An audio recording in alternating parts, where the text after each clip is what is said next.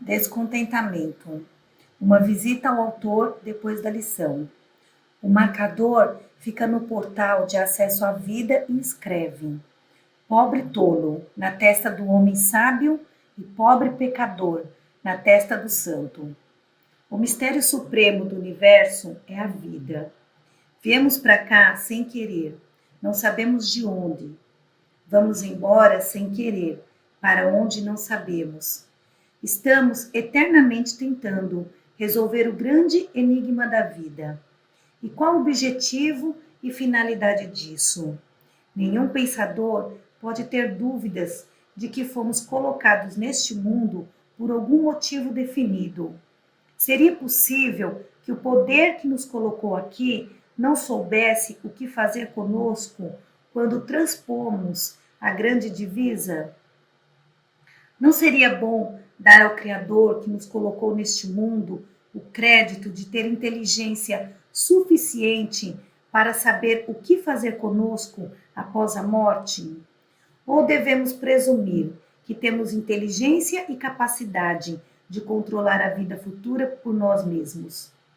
Não seria possível cooperarmos com o Criador de forma muito inteligente, assumindo o controle sobre nossa conduta neste mundo com a finalidade de sermos decentes uns com os outros e fazermos todo o bem que pudermos, de todas as maneiras que pudermos durante esta vida, deixando o outro mundo para alguém que provavelmente sabe melhor que nós o que é melhor para nós?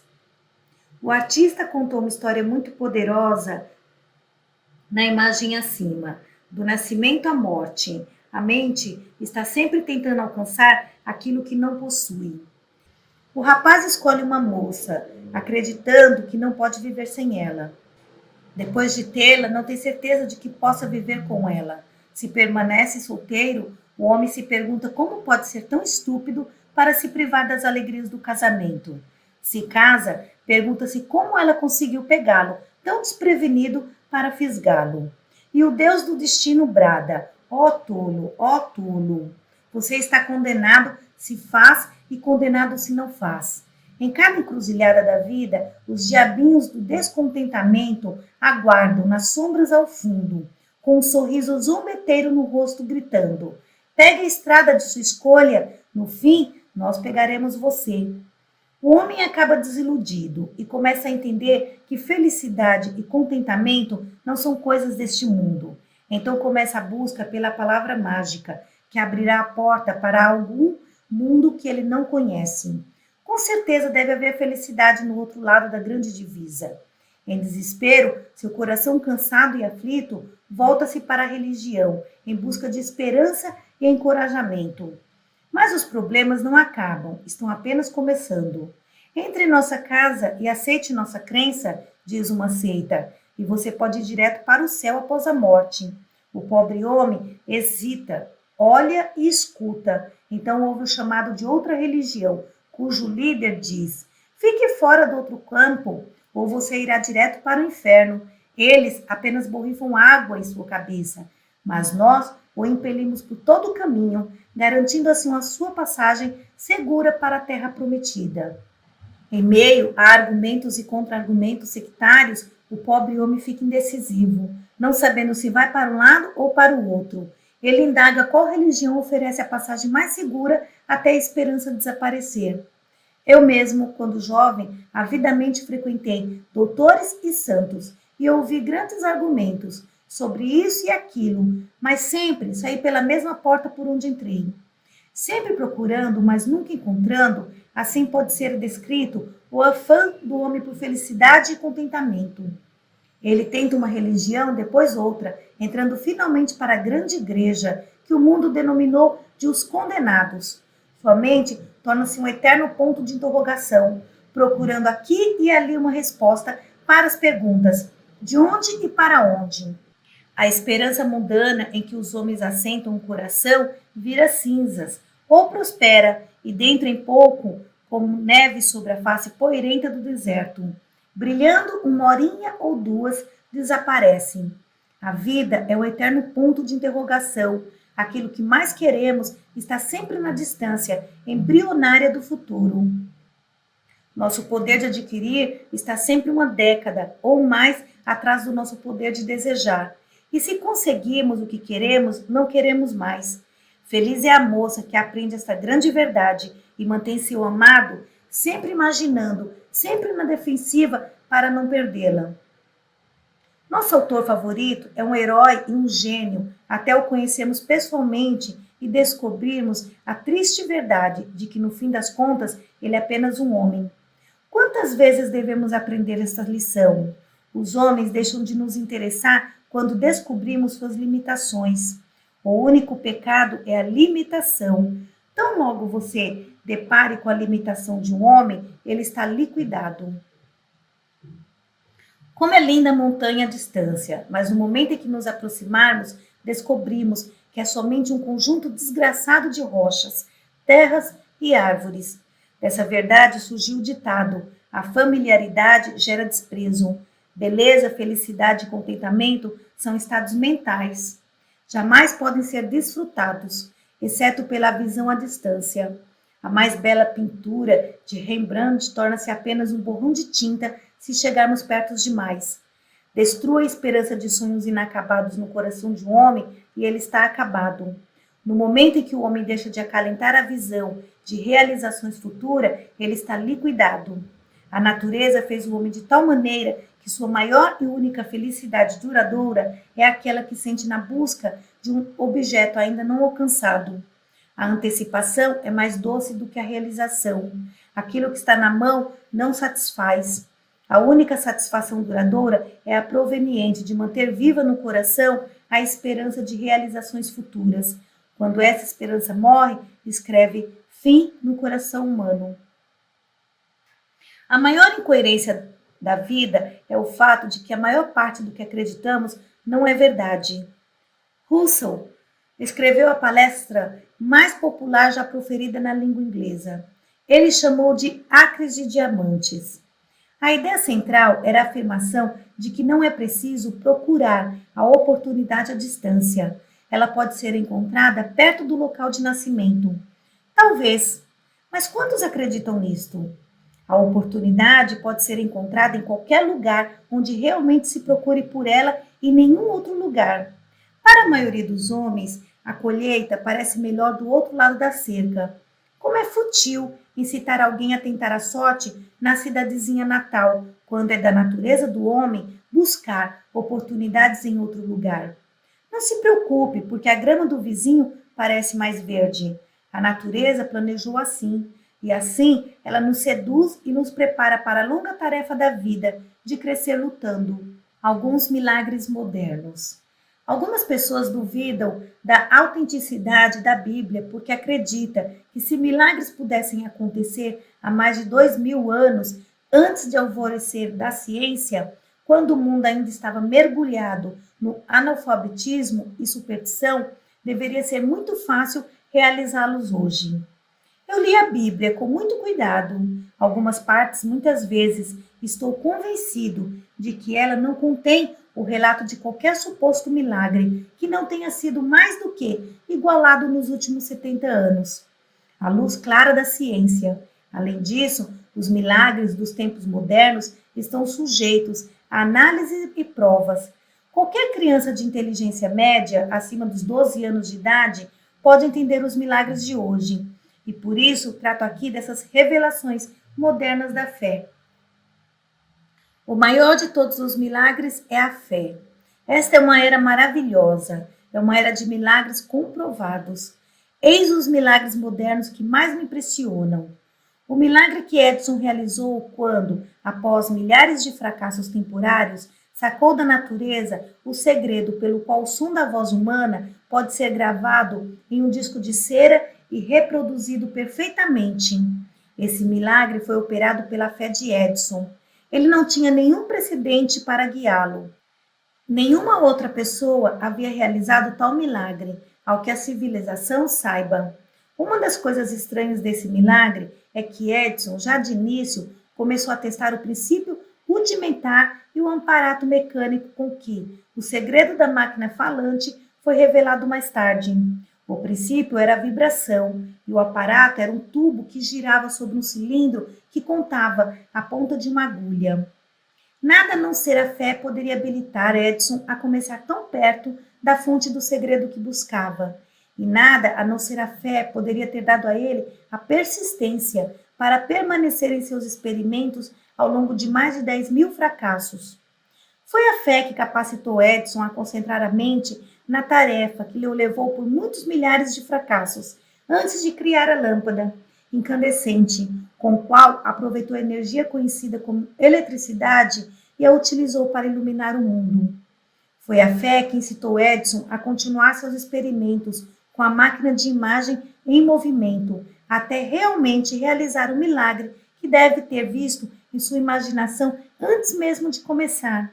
Foi a fé que sustentou os irmãos White ao longo dos anos de experimento perigosos antes de conquistar o ar e criarem uma máquina que excede, em velocidade e resistência, as aves mais rápidas do ar. Foi a fé que conduziu de Forrest, ao longo dos anos de luta, aparentemente infrutífera, a aperfeiçoar o aparato com o qual o homem agora sintoniza e envia o som da voz ao redor da Terra, na fração de um segundo, mediante a ação de uma forma de energia desconhecida no tempo em que os livros da Bíblia foram escritos e os milagres neles registrados foram descritos. Foi a fé que incitou Cristóvão Colombo a navegar em um mar inexplorado à procura de uma terra que não lhe dizia respeito, não existia em nenhum lugar a não ser em sua imaginação. Considerando a fragilidade das pequenas caravelas em que ele embarcou naquela viagem importante, sua fé deve ter sido do tipo que torna o homem apto a ver o objetivo de seu trabalho já conquistado antes mesmo de começá-lo. Foi a fé que inspirou Copérnico a ver a porção do universo que o olho humano nunca havia contemplado. E isso numa época de história do mundo em que revelações como as que ele forjou com sua fé e seus equipamentos mecânicos toscos poderiam significar sua aniquilação por seus contemporâneos, que acreditavam que não havia outras estrelas, exceto aquelas dentro do alcance do olho humano. Foi a fé que revelou a Joseph Smith evidências fragmentadas de uma civilização que procedeu os índios americanos no continente pelo menos 100 anos antes de provas positivas de tal civilização serem descobertas na América do Sul e do Norte. A propósito, as revelações forjadas por sua fé levaram a seu assassinato pelas mãos de um turba cujos líderes ressentiram-se desta revelação de milagre moderno pela fé, indicando assim a obstinação com que a humanidade combateu todos aqueles que desafiaram a reposicionar o holofote do entendimento pelo princípio da fé. Foi a fé que possibilitou Arthur, regra de ouro, Nash, a transformar um negócio moderno falido em um exemplo brilhante de sucesso pelo procedimento simples de lidar com sócios e o público que atendia com base da regra de ouro que Cristo recomendou há quase 2000 anos. Arthur Nash voltou-se para o princípio da fé, após todos os outros princípios dos negócios modernos e experimentados terem falhado. Seguindo esse princípio pelo resto da vida, ele acumulou uma vasta fortuna em dinheiro, sem falar que deixou o mundo mais rico em espírito graças ao seu exemplo. Foi a fé em uma causa que possibilitou a Mahatma Gandhi da Índia combinar em uma única massa mental mais de 200 milhões de conterrâneos, cada um deles dispostos a obedecer Gandhi, mesmo que isso pudesse significar morte imediata. Nenhuma outra influência, exceto a fé, poderia ter realizado esse milagre. Como tem uma mente capaz de sustentar a fé, Gandhi exerce esse poder passivamente. Gandhi provou que a fé pode conquistar aquilo que soldados treinados, dinheiros e artefatos de guerra não conseguem. Foi a fé que cortou as amarras da limitação da mente do professor Albert Einstein e revelou a ele princípios matemáticos que o mundo nem suspeitava que existissem. Nenhuma mente coibida pelo medo poderia ter revelado tal milagre. Foi a fé que sustentou nosso amado George Washington e o levou à vitória, em oposição a forças físicas vastamente superiores. Uma forma de fé nascida de seu amor pela liberdade para a humanidade. O princípio profundo, conhecido como fé, está tão disponível para você quanto sempre esteve para qualquer ser humano que passou por esse caminho. Se o seu mundo é de limitação, miséria e necessidade, é porque você não despertou para a realização de que em sua mente você possui um laboratório equipado para gerar o poder da fé. Se podemos julgar as possibilidades do futuro pelas conquistas do passado, os milagres remanescentes a serem revelados são vastamente maiores em números e em natureza do que aqueles revelados no passado. Ainda não foi revelado qual poderá ser o nosso destino. Esta é uma era de revelações.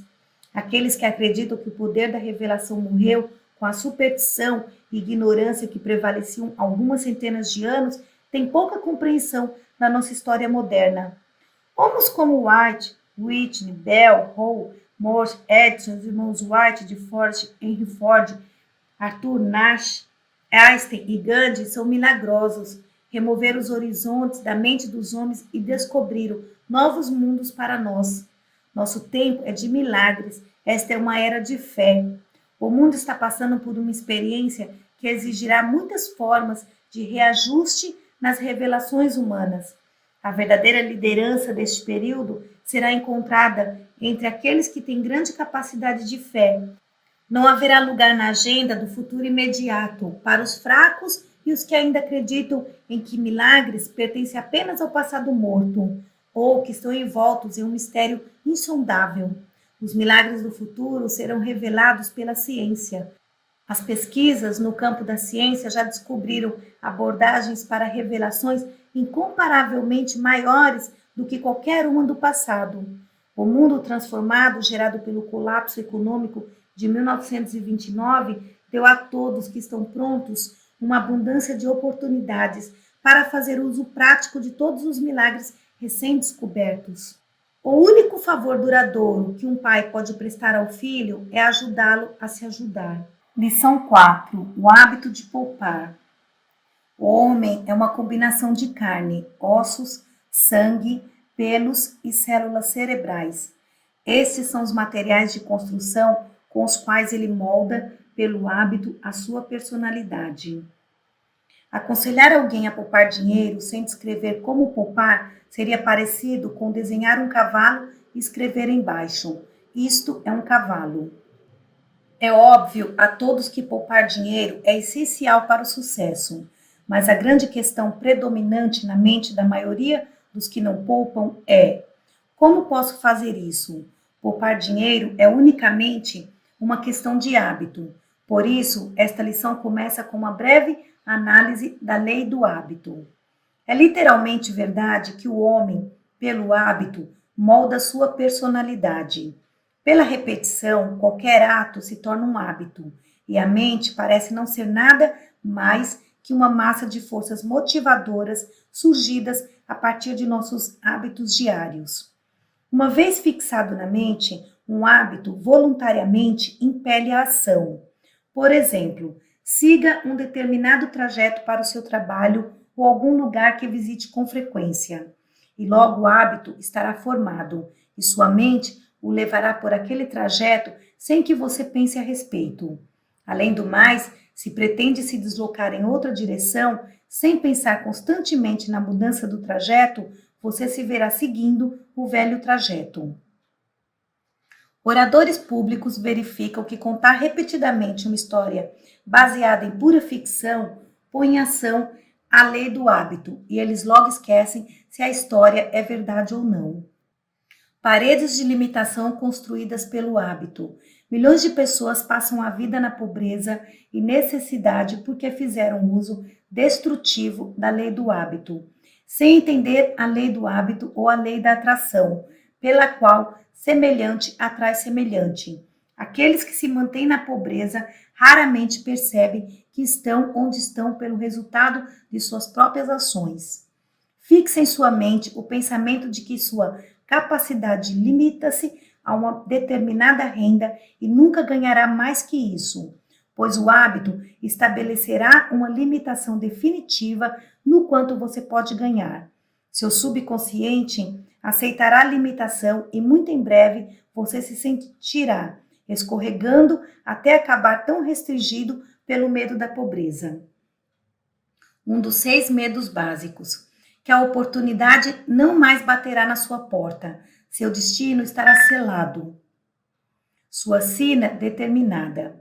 Criar o hábito de poupar não significa que você deva limitar sua capacidade de ganho. Significa o contrário.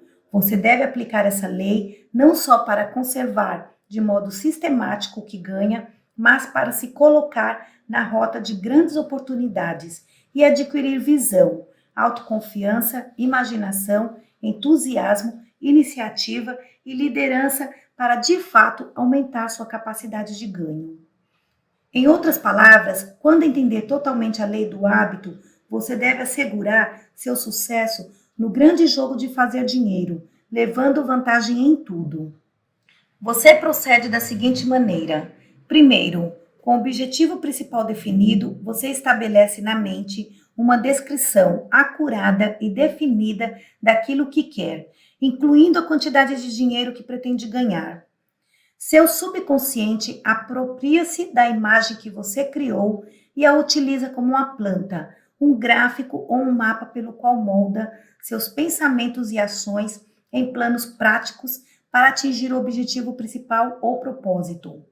Pelo hábito, você mantém o objetivo principal definido fixado na mente, de forma descrita na lição 2, até que esteja firme e permanentemente implantado. Essa prática destruirá a consciência de pobreza e estabelecerá em seu lugar uma consciência de prosperidade. Você, na verdade, começará a exigir prosperidade, esperar por ela, começará a se preparar para recebê-la e usá-la com sabedoria, pavimentando assim o caminho ou preparando o terreno para o desenvolvimento do hábito de poupar. Segundo, tendo aumentado o seu poder de ganho dessa maneira, você continuará a fazer uso da lei do hábito, estipulando em sua declaração por escrito do objeto principal definido. Poupar um percentual definido de todo o dinheiro que ganha.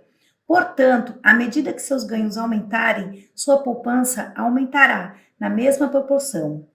Estimulando-se a avançar e exigindo-se o aumento do poder de ganho por um lado e por outro, reservando sistematicamente o percentual definido de tudo que ganha, você em breve chegará ao ponto em que terá removido todas as limitações imaginárias de sua mente e tomado a estrada rumo à independência financeira. Nada poderia ser mais prático ou mais fácil de realizar que isso. Reverta a operação da lei do hábito, estabelecendo na mente o medo da pobreza. E muito em breve, este medo reduzirá sua capacidade de ganho até você mal ser capaz de ganhar dinheiro suficiente para as necessidades básicas. Os editores de jornais poderiam criar pânico em uma semana, enchendo páginas com notícias referentes a falências de empresas no país. Embora poucas empresas de fato quebrem, tendo em conta o número total. As chamadas ondas de crime são em larga medida produtos do jornalismo sensacionalista. O único caso de assassinato, quando explorado pelos jornais do país em manchetes assustadoras, é suficiente para iniciar uma onda regular de crimes semelhantes em várias localidades.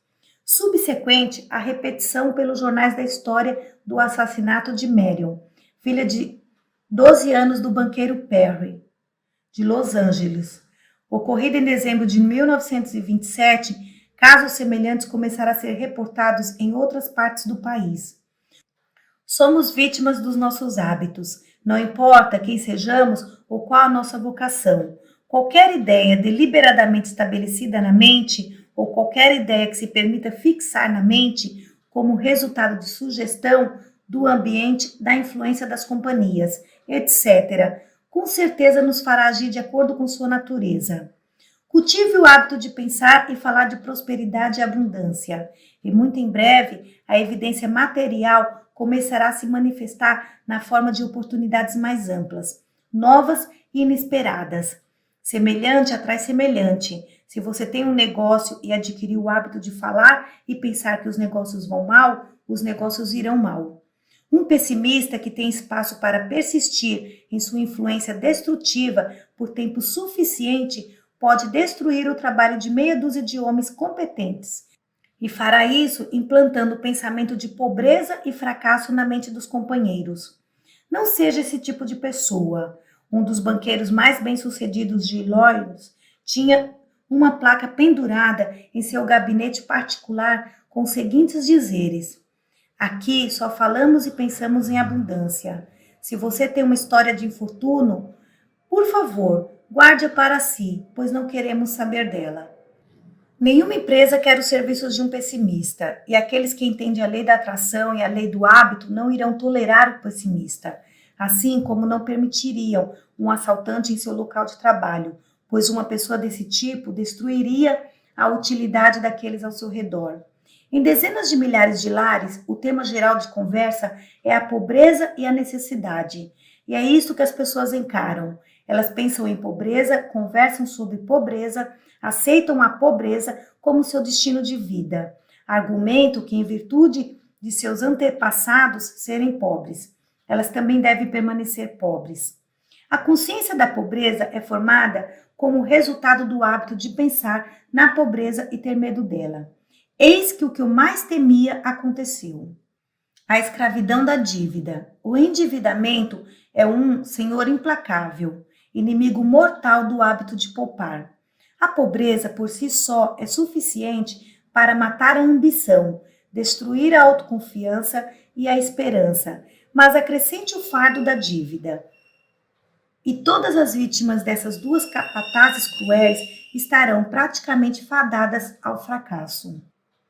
Nenhum homem pode dar o seu melhor no trabalho, expressar-se em termos que demandem respeito, criar ou levar a cabo um objetivo definido de vida com uma dívida pesada pairando sobre sua cabeça. O homem sujeito à escravidão da dívida está tão desamparado quanto o escravo sujeito à ignorância ou grilhões de fato. O autor tinha um amigo muito chegado, cuja renda era de $1.000 por mês. Sua esposa amava a sociedade e tentava ostentar $20.000 com base numa renda de 12.000. E o resultado era que esse pobre homem, em geral, tinha uma dívida de $8.000. Todos os membros de sua família tinham o hábito de gastar, adquirido da mãe. Os filhos, 2 meninas e um menino, estavam em idade de ir para a faculdade, mas era impossível por conta das dívidas do pai. O resultado foi o conflito entre pai e filhos, e o que deixou a família inteira infeliz e miserável. É horrível sequer pensar em passar a vida como um prisioneiro, acorrentado e sob a posse de outra pessoa por causa de dívidas. A acumulação de dívidas é um hábito. Começa aos pouquinhos e cresce lentamente a enormes proporções, passo a passo, até finalmente tomar conta da alma do indivíduo. Milhões de jovens começam a vida de casado com dívidas desnecessárias pairando sobre suas cabeças e nunca conseguem sair do debaixo daquele fardo. À medida que a novidade do casamento começa a desvanecer, como normalmente acontece, o casal começa a sentir o estorvo da necessidade. E esse sentimento cresce até levar, muitas vezes, à franca insatisfação mútua e até o divórcio. Um homem subjugado pela escravidão das dívidas não tem tempo nem inclinação para estabelecer ou elaborar ideais. E o resultado é que afunda com o tempo, até finalmente começar a estabelecer limitações em sua mente, e com isso encarcerar-se atrás dos muros da prisão do medo e da dúvida, da qual jamais escapa. Nenhum sacrifício é grande demais para evitar a miséria da dívida. Pense no que deve a si e àqueles que dependem de você e decida não ser devedor de ninguém. É o conselho de um homem muito bem-sucedido, cujas tentativas iniciais foram destruídas pelas dívidas. Esse homem caiu em si rápido, o suficiente para livrar do hábito de comprar o que não precisava e, por fim, conseguiu sair da escravidão. A maioria dos homens que desenvolvem o hábito da dívida não são tão sortudos para cair em si, a tempo de se salvar, pois a dívida é como uma areia movediça, com a tendência de puxar suas vítimas cada vez mais fundo para dentro do lamaçal. O medo da pobreza é um dos mais destrutivos dos 6 medos básicos descritos na lição 3. O homem perdidamente endividado é dominado pelo medo da pobreza. Sua ambição e autoconfiança ficam paralisadas e ele afunda gradualmente na alienação. Existem 2 tipos de dívidas, de naturezas tão diferentes que merecem ser descritas da seguinte forma. Primeira, dívidas contraídas por luxúria, que se tornam uma perda total. Segundo, dívidas contraídas ao longo da atividade profissional ou comercial, que representam serviços ou mercadorias que podem ser convertidos novamente em ativos. O primeiro tipo deve ser evitado, o segundo pode ser tolerado, desde que a pessoa que contrai as dívidas use de bom senso e não vá além dos limites razoáveis. No momento que alguém compra além do seu limite, entra no reino da especulação, que engole mais vítimas do que enriquecem. Praticamente todas as pessoas que vivem além dos seus meios são tentadas a especular na esperança de poder reverter, em uma virada da roda da fortuna, por assim dizer, todo o endividamento.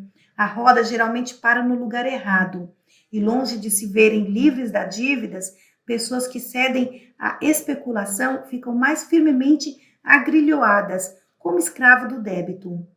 O medo da pobreza corrói a força de vontade de suas vítimas, e elas então veem-se incapazes de reaver a fortuna perdida, e o que é mais triste, perdem toda a ambição para se safar da escravidão da dívida. Dificilmente se passa um dia em que não se possa ver nos jornais uma reportagem de pelo menos um suicídio resultante de preocupações excessivas com dívidas. A escravidão da dívida causa mais suicídio todos os anos do que todas as outras causas somadas, uma leve indicação da crueldade do medo da pobreza. Durante a guerra, milhões de homens encararam as trincheiras da linha de frente, sem vacilar, sabendo que a morte poderiam pegá-las a qualquer momento. Esses homens, ao encarar o medo da pobreza, muitas vezes encolhem-se assustados e por puro desespero, que paralisa o raciocínio e cometem suicídio. A pessoa livre de dívidas pode derrotar a pobreza e alcançar notável sucesso financeiro, mas para aquela subjugada por dívidas, tal realização é apenas uma possibilidade remota e nunca uma probabilidade. O medo da pobreza é um estado mental negativo e destrutivo, e um estado mental negativo tende a atrair outros estados mentais semelhantes. Por exemplo, o medo da pobreza pode atrair o medo de problemas de saúde, e estes dois podem atrair o medo da velhice, de modo que a vítima veja-se atingida pela pobreza, com problemas de saúde e, de fato, envelheça muito antes do tempo. Milhões de sepulturas prematuras e anônimas foram preenchidas por este cruel estado mental conhecido como medo da pobreza. Menos de uma década atrás, um homem ocupava um cargo importante no National Bank, em Nova York.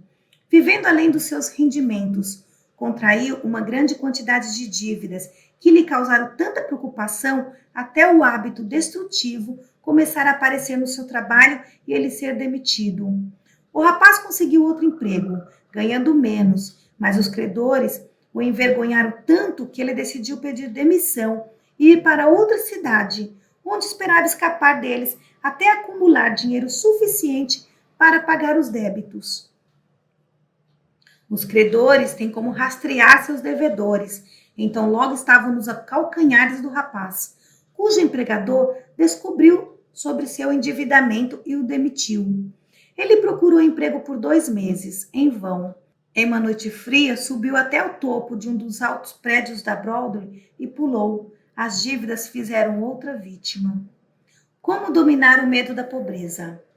Para derrotar o medo da pobreza, deve-se tomar 2 medidas decisivas, caso se tenha dívidas. Primeiro, abandonar o hábito de comprar a crédito e, a seguir, quitar gradativamente os débitos já contraídos. Livre da preocupação do endividamento, você estará pronto para reformular os hábitos de sua mente e redirecionar seu curso no rumo da prosperidade. Adote como parte do seu objetivo principal definido o hábito de poupar um percentual regular de sua renda, mesmo que seja não mais que 1 centavo por dia. Muito em breve, esse hábito se fixará na mente e você de fato sentirá alegria em poupar. Qualquer hábito pode ser descontinuado, colocando-se no lugar algo mais desejável. O hábito de gastar deve ser substituído pelo hábito de poupar por todos que alcançam independência financeira.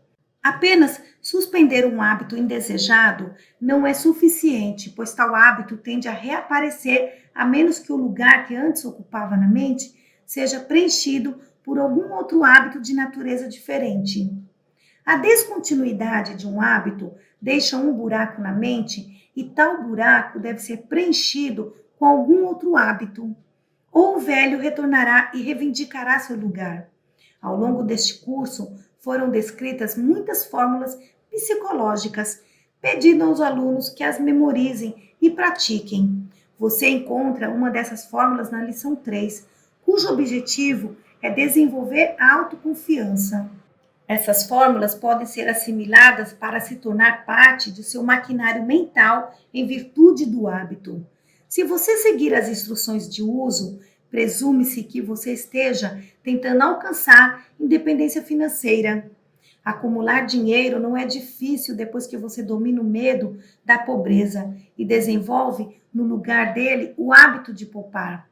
O autor deste curso ficaria muito decepcionado em saber que qualquer aluno teve a impressão, a partir de qualquer coisa nesta ou em qualquer outra lição, de que o sucesso é medido somente em dólares. Entretanto, dinheiro representa um importante fator de sucesso e deve ter seu devido valor reconhecido em qualquer filosofia que pretenda ajudar as pessoas a se tornarem úteis, felizes e prósperas. A verdade cruel, fria e implacável é que nessa era de materialismo, o homem não passa de um grão de areia, podendo ser soprado desordenadamente por todos os ventos das circunstâncias, a menos que esteja entrincheirado atrás do poder do dinheiro. O talento pode proporcionar muitas recompensas aos que possuem dinheiro, mas ainda assim permanece o fato de que o talento sem dinheiro para se expressar não passa de honra vazia, como um esqueleto. O homem sem dinheiro está à mercê do homem que o tem. E assim é, independentemente da habilidade que ele possua, de sua formação ou de talento inato com que foi dotado pela natureza. Não há escapatória do fato de que as pessoas irão medi-lo, em grande parte, à luz do saldo bancário, não importando quem você seja ou o que possa fazer. A primeira pergunta que surge na mente da maioria das pessoas quando conhece um estranho é: quanto dinheiro ele tem? Se ele tem dinheiro, é bem-vindo nos lares e oportunidades de negócios são lançadas em sua direção. Ele é cumulado de todo tipo de atenção, ele é um príncipe e, como tal, tem direito ao melhor de tudo. Porém, se os sapatos estão com a sola gasta, as roupas não estão passadas, o colarinho está sujo e se ele mostra claramente sinais de empobrecimento financeiro, sua sina é o infortúnio, pois a multidão a passar pisará em seus pés e soprará a fumaça do desrespeito em seu rosto. Essas afirmações não são bonitas, mas têm uma virtude, são verdadeiras. A tendência de julgar as pessoas pelo dinheiro ou pelo poder de controlar o dinheiro não se limita a nenhuma classe. Todos nós temos uma pitada disso, quer reconhecemos o fato ou não. Thomas Edison é um dos mais conhecidos e respeitados inventores do mundo. Todavia, não seria distorção dos fatos dizer que ele teria se mantido praticamente desconhecido, um personagem obscuro, caso não tivesse seguido o hábito de conservar seus recursos e demonstrado capacidade de poupar o dinheiro. Henry Ford nunca teria avançado em sua carruagem sem cavalo, caso não tivesse desenvolvido bem cedo na sua vida o hábito de poupar. Além disso, se não tivesse conservado seus recursos e se protegido atrás do poder destes, Ford teria sido engolido pelos concorrentes ou por aqueles que cobiçosamente desejaram tomar seu negócio há muitos e muitos anos. Muitos homens percorrem um longo caminho na direção do sucesso, apenas para tropeçar e cair, e nunca mais se erguem, por conta da falta de dinheiro em tempos de emergência. A taxa de mortalidade anual de negócios, devido à falta de capital de reserva para emergências, é estupenda. Este motivo responde por mais falências do que todos os outros somados. Fundos de reserva são essenciais para a operação bem-sucedida de negócios. Contas de poupança são igualmente essenciais para o sucesso dos indivíduos. Sem poupança, a pessoa sofre de duas maneiras. Primeiro, pela incapacidade de aproveitar oportunidades que aparecem apenas para a gente com o dinheiro na mão. E segundo, pelo constrangimento devido a alguma emergência inesperada que exija dinheiro. Poderia-se dizer ainda que o indivíduo sofre de uma terceira forma por não desenvolver o hábito de poupar, que é pela falta de outras qualidades essenciais para o sucesso, que deveriam da prática do hábito de poupar. Os níqueis, moedas e centavos que as pessoas comuns deixam escorregar pelos dedos acabariam por trazer independência financeira caso sistematicamente poupados e colocados em uso de forma correta. Por cortesia da Associação de Construção e Empréstimo, a tabela a seguir foi compilada, mostrando com economia mensal de 5, 10, 25 ou 50 dólares renderá no final de 10 anos. Os números são espantosos quando se considera que uma pessoa gasta em média 5 a 50 dólares por mês em produtos inúteis ou no chamado entretenimento. Ganhar e poupar dinheiro é uma ciência. Todavia, as regras para acumular dinheiro são tão simples que qualquer um pode segui-las. O pré-requisito principal é uma disposição de subordinar o presente ao futuro pela eliminação de gastos desnecessários com luxos. Um jovem que ganhava apenas 20 dólares por semana como motorista de um proeminente banqueiro de Nova York foi induzido pelo patrão a manter uma contabilidade precisa de cada centavo que gastava em uma semana. Esses números contam uma história trágica que poderiam muito bem ser aplicada a milhões de outras pessoas. A verdadeira poupança dos 20 dólares eram apenas 0,53. Ele gastava 7,47 em itens que poderiam ser grandemente reduzidos e que, na maioria, poderiam ser completamente eliminados. Na verdade, barbeando-se e engraxando os sapatos, ele poderia poupar os 7,47 dólares. Agora volte para a tabela da Associação de Construção e Empréstimo e observe em que resultaria a economia de 7,47 por semana. Suponha que a quantia que o rapaz realmente poupasse fosse de 25 dólares por mês. A poupança teria aumentado a bela quantia de 5.000 dólares no final dos primeiros 10 anos. O rapaz em questão tinha 21 anos de idade, na época em que fez a contabilidade das despesas. Quando chegasse aos 31 anos, teria uma quantia substancial no banco caso poupasse os 25 dólares por mês. E essa poupança poderia gerar muitas oportunidades que o levariam diretamente à independência financeira. Alguns pseudo-filósofos de pouca visão gostam de salientar que ninguém pode ficar rico apenas poupando alguns dólares por semana. Isso pode ser bem verdade, até onde o raciocínio alcança, que não é muito longe. Mas o outro lado da história é que a poupança de até mesmo uma pequena soma de dinheiro coloca o indivíduo numa posição onde muitas vezes essa pequena quantidade pode garantir vantagem em oportunidades de negócio, o que leva direta e muito rapidamente à independência financeira. Caso ainda não tenha adquirido o hábito de poupar dinheiro, sistematicamente, a tabela anterior mostrando o que a poupança de 5 dólares por mês somaria no final de 10 anos deve ser copiada e colocada no espelho, onde irá lhe encarar todas as manhãs quando você levantar e todas as noites quando deitar. A tabela deveria ser reproduzida com letras e números de 2,5 centímetros de altura e colocada nas paredes de cada escola pública do país, onde poderia servir de lembrete constante para todos os alunos sobre o valor do hábito de poupar. Alguns anos atrás, antes de levar a sério o valor do hábito de poupar, o autor contabilizou o dinheiro que havia escapado entre seus dedos. A quantia foi tão alarmante que resultou na redação desta lição e a inclusão do hábito de poupar como uma das leis do sucesso.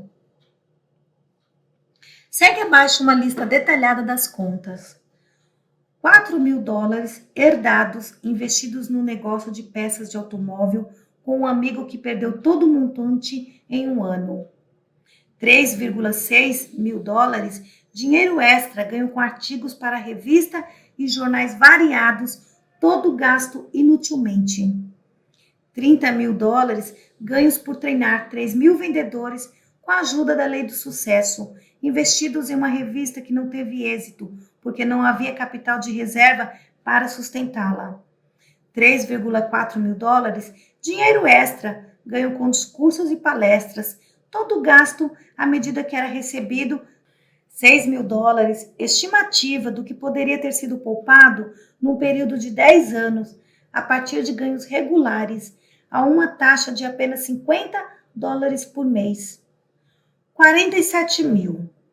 Caso essa quantia tivesse sido poupada e investida assim que recebida na associação de construção e empréstimo ou em alguma outra modalidade que rendesse juros compostos, teria chegado ao montante de 94 mil à época em que esta lição era descrita. O autor não é vítima de nenhum dos hábitos comuns de dissipação, tais como jogo, bebida e entretenimento excessivo. É quase inacreditável que um homem cujos hábitos de vida são razoavelmente moderados possa ter gasto 47 mil em pouco mais de 10 anos, sem ter nada para mostrar, mas pode acontecer. Uma reserva de capital de 94 mil dólares, trabalhando-se com juros compostos, é suficiente para dar a qualquer homem a liberdade financeira que necessita. Lembro da ocasião em que o presidente de uma grande corporação me enviou um cheque de 500 dólares por um discurso que proferi em um jantar para os empregados. E recordo nitidamente o que me veio à mente quando abri a carta e vi o cheque. Eu queria um carro novo, e aquele cheque era exatamente a quantia necessária para o primeiro pagamento.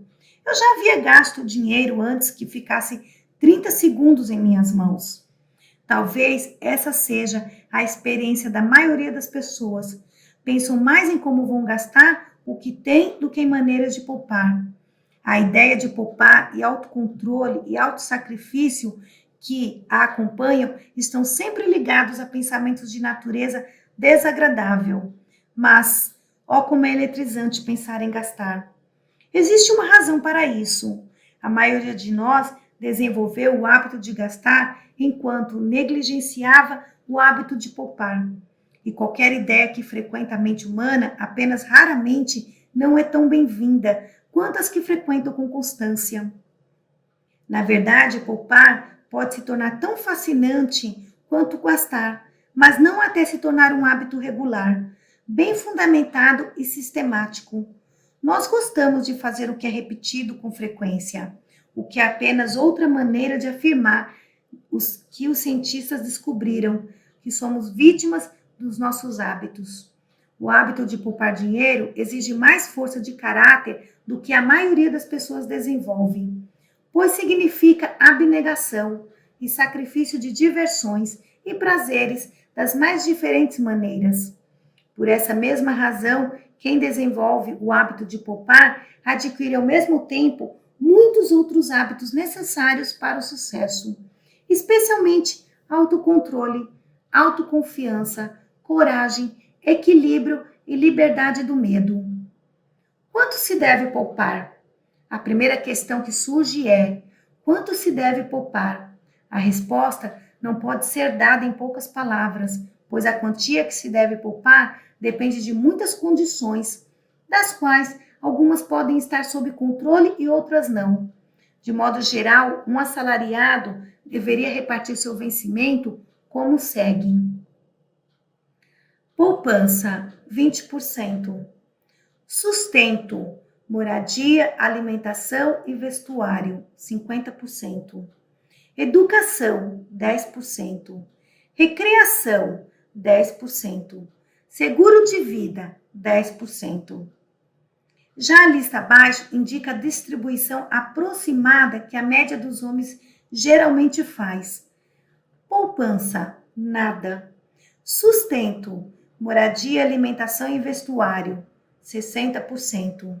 Educação, nada. Recreação, 35%. Seguro de vida, 5%. No item recreação estão incluídas, claro, muitas despesas não recreativas, tais como dinheiro gasto com bebidas alcoólicas, jantares e outros itens semelhantes que, na verdade, servem para minar a saúde e destruir o caráter. Um analista experiente afirmou que poderia dizer com muita precisão que tipo de vida um homem levava examinando seu orçamento mensal. Além disso, a maior parte das informações seria obtida no item recreação. Esse, então, é um item a ser observado com o mesmo cuidado que o jardineiro de estufa observa o termômetro que controla a vida e a morte das suas plantas. Aqueles que fazem a contabilidade do orçamento geralmente incluem um item chamado entretenimento, que na maioria dos casos revela-se um mal, pois consome a renda pesadamente e, quando levado ao excesso, consome também a saúde. Estamos vivendo numa época em que o item entretenimento é demasiadamente importante nas verbas orçamentárias. Dezenas de milhares de pessoas que ganham não são mais que $50 por semana, gastam até um terço de sua renda no que chamam de entretenimento, que vem em uma garrafa de rótulo questionável, de $6 a $12 o litro. Não só essas pessoas insensatas gastam dinheiro que deveria ir para o fundo de poupança, como um perigo muito maior, destrói tanto o caráter quanto a saúde. Nada dessa lição pretende ser pregação de moral ou de qualquer outro assunto. Estamos lidando com fatos concretos que, em larga medida, constituem os materiais de construção do sucesso. Entretanto, é um espaço adequado para se expor alguns fatos que têm influência tão direta no sucesso que não podem ser omitidos, sem enfraquecer este curso em geral e essa lição em particular. O autor não é um reformador, tampouco é um pregador de moral, já que este proveitoso campo de atividade é bem atendido por outros trabalhadores capazes. O que é afirmado aqui, portanto, é considerado parte necessária de um curso de filosofia, cujo objetivo é demarcar uma estrada segura pela qual a pessoa possa viajar até feitos honrosos. O autor proferiu palestras uma vez por mês em 41 escolas de ensino médio durante todo o ano letivo. Os diretores dessas escolas afirmaram que menos de 2% dos alunos mostravam alguma tendência para poupar dinheiro. E um exame via questionário descobriu que apenas 5% de um total de 11 mil alunos de ensino médio acreditavam que o hábito de poupar fosse essencial para o sucesso. Não é de admirar que os ricos estejam ficando cada vez mais ricos e os pobres cada vez mais pobres. Chama essa afirmação de socialista, se quiser, mas os fatos confirmam sua veracidade. Não é difícil para nenhum homem ficar rico num país de perdulários como este, onde milhões de pessoas gastam todos os centavos que lhes chegam a mãos. Muitos anos atrás, antes de tal mania de gastar espalhar-se pelo país, Woolworth idealizou um método muito simples de catar as moedinhas que milhões de pessoas jogam fora em porcarias. E o sistema rendeu-lhes mais de $100 milhões em poucos anos. Ruth morreu, mas seu sistema de poupar centavos seguiu e seu patrimônio continuou a crescer. As lojas de 5 e 10 centavos em geral têm uma fachada vermelha berrante. É uma cor apropriada, pois vermelho denota perigo. Cada loja de 5 e 10 centavos é um monumento impactante que prova nitidamente que uma das falhas básicas dessa geração é o hábito de gastar. Todos nós somos vítimas do hábito. Infelizmente, para a maioria de nós, somos criados por pais sem qualquer noção da psicologia do hábito e sem consciência dessa falha. Muitos pais ajudam e estimulam os filhos a desenvolver o hábito de gastar, por se excederem no gasto do dinheiro e pela falta de treino no hábito de poupar. Os hábitos da primeira infância ficam agarrados a nós ao longo da vida. Afortunada, de fato, é a criança cujos pais veem e entendem o valor do hábito de poupar na formação do caráter para inculcá-lo na mente dos filhos. É um treinamento que rende ricas recompensas. Dê a um homem comum $100 que ele não esperava. E o que ele fará? Ora, começará a cogitar como pode gastar o dinheiro. Dúzias de coisas de que ele necessita ou pensa que necessita passarão por sua mente. Mas é aposta bastante segura que nunca lhe ocorrerá, a não ser que tenha adquirido o hábito de poupar, fazer desses $100 o início de uma poupança. Antes de cair a noite, ele terá gasto os $100, ou pelo menos terá decidido como gastar, adicionando assim mais combustível à já excessivamente brilhante chamada de hábito de gastar. Somos governados por nossos hábitos. Requer força de caráter, determinação e firme poder de decisão abrir uma poupança e depositar uma parcela regular, ainda que pequena, de toda a renda subsequente. Existe uma regra pela qual qualquer homem pode determinar de antemão se desfrutará da liberdade e da independência financeira tão universalmente desejada por todos os homens. E essa regra não tem absolutamente nada a ver com o valor de sua renda. A regra é: se o homem segue o hábito sistemático de poupar uma parcela definida de todo o dinheiro que ganha ou recebe de outras maneiras, é praticamente certo que se colocará em uma posição de independência financeira. Se não economiza nada, é absolutamente certo que nunca conseguirá ser independente em termos financeiros, não importa qual seja a sua renda. A única exceção a essa regra, possivelmente, é um homem que não poupa herdar uma soma tão grande de dinheiro que não consiga gastá-la, ou herdar sob um fundo que o proteja dele mesmo, mas essas eventualidades são bastante remotas, tão remotas que você não pode contar com um milagre desses. O autor mantém relações com muitas centenas de pessoas pelos Estados Unidos e alguns outros países. Por quase 25 anos, observou muito desses conhecidos e sabe, por verdadeira experiência, como eles vivem. Porque alguns fracassaram enquanto os outros foram bem-sucedidos. E os motivos tanto para o fracasso quanto para o sucesso. A lista de conhecidos abrange homens que controlam centenas de milhões de dólares e que, de fato, possuem muitos milhões.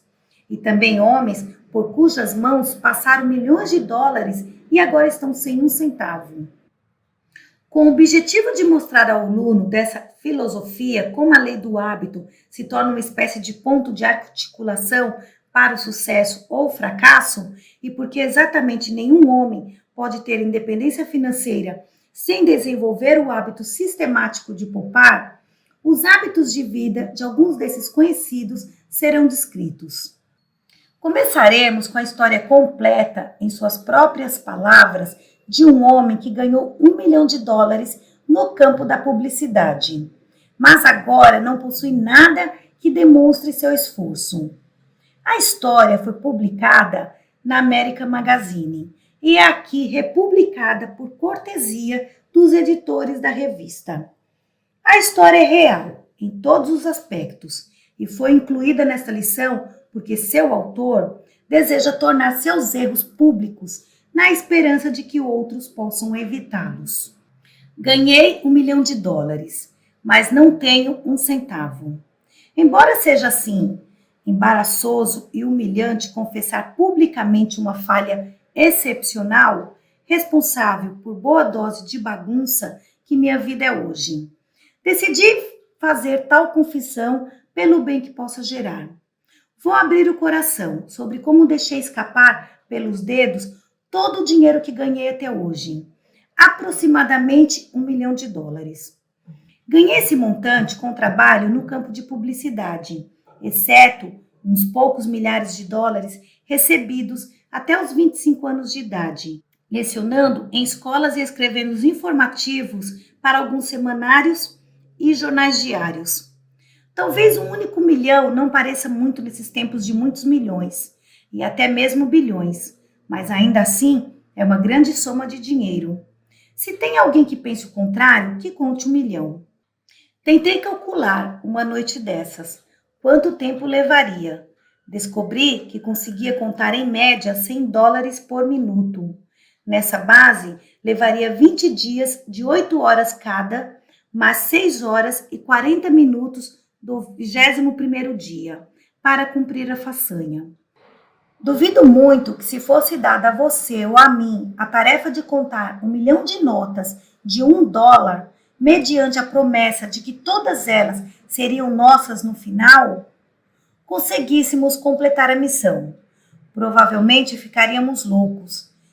E aí o dinheiro não nos seria de muita utilidade, não é? Deixe-me dizer, no início da minha história, que não me arrependo nem por um minuto de ter gasto 90% do dinheiro que ganhei. Desejar qualquer parte desses 90% de volta hoje me faria sentir que teria negado muita felicidade para minha família e muitos outros. Meu único arrependimento é ter gasto todo o meu dinheiro e mais ainda. Se eu tivesse hoje os 10% que poderia facilmente ter economizado, teria $10.000 investidos em segurança e nenhuma dívida. Se tivesse esse dinheiro, me sentiria real e verdadeiramente rico. E para mim é bem isso, pois nunca tive o desejo de acumular dinheiro só pelo dinheiro. Meus tempos de professor e correspondentes de jornal trouxeram alguns cuidados e responsabilidades, mas foram encarados com otimismo. Casei aos 21 anos com a aprovação dos pais de ambas as partes, que acreditavam plenamente na doutrina pregada por Henry Petcher, de que casamentos precoces são casamentos virtuosos. Apenas um mês e um dia após me casar, meu pai teve uma morte trágica. Sufocou-se com gás de carvão. Tendo sido educador a vida toda e um dos melhores, não acumulou dinheiro algum. Quando ele faleceu, coube ao nosso círculo familiar se unir e ir adiante de alguma maneira o que fizemos. Tirando o vazio deixado em nossa casa pela morte de meu pai, minha esposa, eu, minha mãe e minha irmã morávamos juntos. Tínhamos uma boa vida, embora dar conta das despesas fosse muito apertado. Minha mãe, excepcionalmente talentosa e engenhosa, ela havia lecionado com meu pai até o nascer. Decidiu abrir nossa casa para um casal de velhos amigos da família. Vieram morar conosco e nos ajudavam a pagar as contas. Minha mãe era muito conhecida pelas maravilhosas refeições que servia. Mais tarde, 2 amigas abastadas da família foram acolhidas em nossa casa, aumentando assim nossa receita. Minha irmã ajudava de forma muito substancial, lecionando em uma turma de jardim da infância, que se reunia na grande sala de estar de nossa casa. Minha esposa contribuía encarregando-se das costuras e consertos. Aqueles foram dias muito felizes. Ninguém na casa era extravagante ou tinha qualquer tendência extravagante, exceto eu, talvez, pois sempre fui propenso a ser liberal com dinheiro. Gostava de comprar presentes para a família e de entreter os amigos. Quando o primeiro bebê chegou ao nosso lar, o menino, pensamos que o céu houvesse aberto suas portas para nós. Os pais da minha esposa, que tinham mais profundo e ardente interesse por nós e estavam sempre prontos a ajudar, fizeram igualmente felizes com a chegada do primeiro neto. Meu cunhado, muito mais velho que minha esposa e solteirão de início, não conseguia entender a alegria que todos nós sentimos. Mas até ele começou a se pavonear, vaidoso e orgulhoso, depois de um tempo. Que diferença um bebê faz em casa? Estou colocando esses detalhes em minha história apenas para enfatizar como vivi nos primeiros tempos. Eu não tinha oportunidade de gastar muito dinheiro e mesmo assim tive tanta felicidade naqueles dias como desde então. O estranho nisso tudo é que a experiência daquele tempo não me ensinou o valor do dinheiro. Se alguma pessoa já teve uma lição prática para guiar seu futuro, com certeza fui eu. Mas deixe-me contar como essa experiência inicial me afetou. O nascimento do meu filho inspirou-me a fazer algo que rendesse mais dinheiro do que eu ganhava lecionando e escrevendo para jornais. Eu não queria que minha esposa, mãe ou irmã sentisse que teriam que continuar indefinidamente a contribuir para o sustento da casa. Porque um camarada grande, forte e saudável e com uma quantidade razoável de aptidões como eu deveria contentar-se em permanecer uma roda de engrenagem. Porque não deveria ser a engrenagem inteira no que dizia respeito a prover minha família. Seguindo o meu desejo de ganhar mais dinheiro, comecei a vender livros, além de dar aulas e escrever para jornais. Isso garantiu um dinheirinho extra. Por fim, desisti de dar aulas e me concentrei em vender livros e escrever para jornais. A venda de livros me levou a New Jersey. Foi onde dei a verdadeira arrancada para começar a ganhar dinheiro. Tive que ficar longe de casa por muito tempo para fazer o trabalho, mas o sacrifício valeu a pena. Em poucas semanas, ganhei o suficiente para enviar para casa mais dinheiro do que aquilo com que havia contribuído em qualquer ano enquanto fui professor ou correspondente de jornal. Depois de vasculhar o território, fiquei interessado no jornal da cidade, o Morning Star. Pareceu-me que o editor e diretor de redação necessitava de um ajudante. Fui vê-lo e falei isso. Ele disse: Céus, jovem, como posso contratá-lo? Não estou ganhando o suficiente para pagar minhas próprias contas. É bem isso, eu disse. Acredito que juntos podemos fazer do Star um sucesso. Vou dizer o que faremos. Trabalharei para você durante uma semana por $1 por dia. Ao final da semana, se eu tiver ido bem, espero que me pague $3 por dia. Na segunda semana, e então, se eu continuar indo bem, espero que me pague $6 por dia. Na terceira semana, e continuaremos indo assim até o jornal render suficiente dinheiro para me pagar $50 por semana. O dono concordou com minha proposta. Ao final de 2 meses, eu ganhava $50 por semana, o que naquele tempo era considerado um grande salário. Comecei a sentir que estava no caminho certo para ganhar dinheiro, mas tudo o que eu queria era dar mais conforto à minha família. $50 por semana era 4 vezes mais do que eu ganhava dando aulas. Meu trabalho no Star abrangia redação editorial não muito brilhante, reportagem apenas mediana, redação e venda de anúncios, razoavelmente bem-sucedida, revisão, cobrança de faturas e assim por diante. Eu ralava 6 dias por semana, mas conseguia aguentar, pois era forte e saudável, e além disso, o trabalho era muito interessante. Eu também atuava como correspondente do Newark, Filadélfia, Record e Trenton Times de New Jersey, o que proporcionava, em média, $150 por semana, pois era um bom território de notícias. Aprendi uma lição no Star, que acabou mudando o curso da minha vida. Descobri que dá muito mais dinheiro vender anúncios de jornal do que escrever para o jornal. Publicidade rende.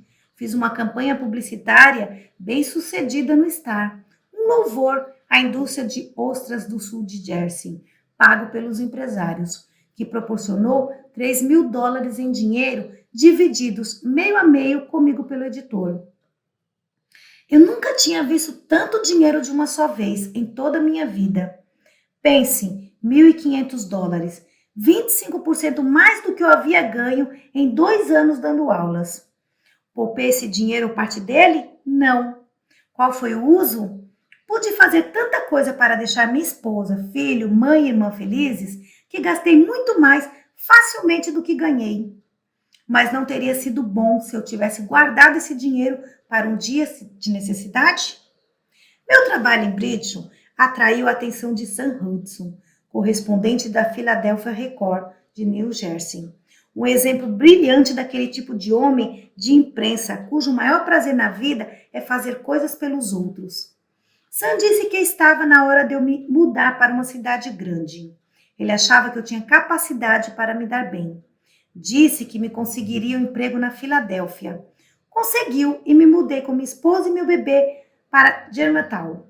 Assumi o comando do departamento da publicidade da Gazette da Filadélfia, um jornal semanal. No início, não ganhei tanto dinheiro quanto em Bridgeton, pois tive que abandonar a atuação como correspondente de jornal. Essas notícias eram feitas por outros correspondentes, mas logo eu ganhava 25% mais. A Gazette aumentou de tamanho 3 vezes para acomodar os anúncios e a cada vez recebi um aumento substancial de salário. Somando-se a isso, fui encarregado de reunir notícias da sociedade para a edição dominical da Philadelphia Press. Merrill, editor-chefe desse jornal, depois executivo de um jornal importante de Nova York, incumbiu-me de um grande território. Isso me mantinha ocupado todas as noites da semana, exceto aos sábados. Eu ganhava $5 por coluna, mas fazia em média 7 colunas por domingo, o que rendia $35 extras por semana. Era mais dinheiro para eu gastar e gastei. Eu não sabia nada sobre orçamento de despesas.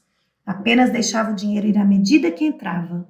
Não tinha tempo, ou pensava que não tinha, para vigiar meus gastos. Um ano mais tarde, fui convidado para fazer parte da equipe de publicidade do Philadelphia Press. Uma grande oportunidade para um jovem, pois tive um treinamento maravilhoso sob a gestão de William McLean, depois dono da Evening Bulletin da Filadélfia. Mantive meu emprego de colunista social. Minha renda, então, era mais ou menos a mesma em que Germantown. Mas em pouco tempo, meu trabalho atraiu a atenção de James, editor do velho Saturday Night e do Golden Days, que havia acabado de comprar o Philadelphia Inquirer. Ofereceram e aceitei a gerência de publicidade desse jornal. Isso significou um grande aumento em minha renda. E logo depois veio um feliz aumento em minha família, com o nascimento de uma filha. Tive então condições de fazer o que desejava desde o nascimento do meu filho. Juntei toda a família sob o mesmo teto outra vez. Minha esposa, os 2 bebês, minha mãe e minha irmã. Enfim, aliviei minha mãe de quaisquer preocupações ou responsabilidades. E ela nunca mais teve nenhuma das duas por toda a sua vida. Ela morreu aos 81 anos de idade, 25 anos após a morte de meu pai. Nunca esquecerei suas últimas palavras para mim. Will, você jamais me causou um momento de preocupação desde que nasceu. E eu não poderia ter tido mais do que você me deu, mesmo que eu fosse a rainha da Inglaterra. Naquela época eu ganhava 4 vezes mais dinheiro do que meu pai havia ganho como superintendente de escolas públicas em minha cidade natal. Todo o dinheiro, entretanto, passava pelo meu bolso tão facilmente quanto a água por uma peneira. As despesas aumentavam a cada aumento da renda, o que é um hábito, suponho, da maioria das pessoas. Embora não houvesse motivo sensato para deixar minhas despesas passarem além da renda, foi isso que fiz. Dei por mim acumulando dívidas e, a partir dessa época, nunca me livrei delas. Todavia, eu não me preocupava com as dívidas, pois pensava que poderia pagá-las a qualquer momento. Nunca me ocorreu, a não ser 25 anos depois, que as dívidas por mim acarretariam não só grande ansiedade e infelicidade, como a perda de amigos e crédito. Mas devo me congratular por uma coisa: dei rédea solta à minha grande falha. Gastar dinheiro com tanta rapidez quanto ganhava. Às vezes até mais rápido, mas nunca me esquivei do trabalho. Tentava sempre achar mais coisas para fazer e sempre achava. Ficava muito pouco tempo com minha família. Jantava todas as noites em casa. Brincava com os bebês até a hora de dormirem e então retornava para o escritório e trabalhava. Assim passaram-se os anos. Outra filha chegou. Agora eu queria que minhas filhas tivessem um pônei e uma pequena charrete e que meu filho tivesse um cavalo de montaria. Então pensei que precisaria de uma parrelha de cavalos para andar com minha família em uma carruagem fechada ou aberta. Arranjei tudo. Em vez de um cavalo e uma charrete, ou talvez uma carruagem, o que teria sido suficiente para as nossas necessidades e algo que poderíamos pagar, tive que ter um estábulo e tudo o que acompanha. Esse equipamento custou quase um quarto da minha renda anual. Então aderi ao golfe. Estava com 41 anos, fui jogar da mesma forma como trabalhava, com todo o coração. Aprendi a jogar muito bem. Meu filho e minha filha mais velha jogavam comigo e também aprenderam a jogar muito bem. Era necessário que minha filha mais nova passasse o inverno no sul e o verão em outra cidade. Mas em vez de apenas a mãe ir com ela, achei que seria ótimo se meu filho e a outra filha fossem junto. E assim foi. Iam para Califórnia no norte, no inverno, e para resorts caros no verão. Tudo isso exigia uma grande quantidade de dinheiro. Meu filho e a filha mais velha eram ávidos por golfe e gastavam muito dinheiro nisso. Eu também desembolsei bastante no golfe. Em cursos em Nova York, entre nós três ganhávamos 80 prêmios, a maioria hoje guardada num depósito. Um dia sentei e calculei o que esses prêmios custaram. Descobri que cada troféu custou $250, ou um total de 45 mil em um período de 15 anos, uma média de 3 mil por ano. Ridículo, não? Eu recebia luxuosamente em casa. As pessoas de Montclair pensavam que eu fosse um milionário. Frequentemente, convidava grupos de empresários para passar o dia jogando golfe no clube e jantar à noite. Eles ficariam satisfeitos com um simples jantar caseiro, mas não, eu tinha que servir algo elaborado, organizado por um buffet famoso. Esses jantares nunca custavam menos de $10 o prato, o que não incluía o dinheiro gasto em música enquanto se jantava. Eu contratava um quarteto de músicos. Nossa sala de jantar acomodava confortavelmente 20 pessoas e diversas vezes esteve lotada.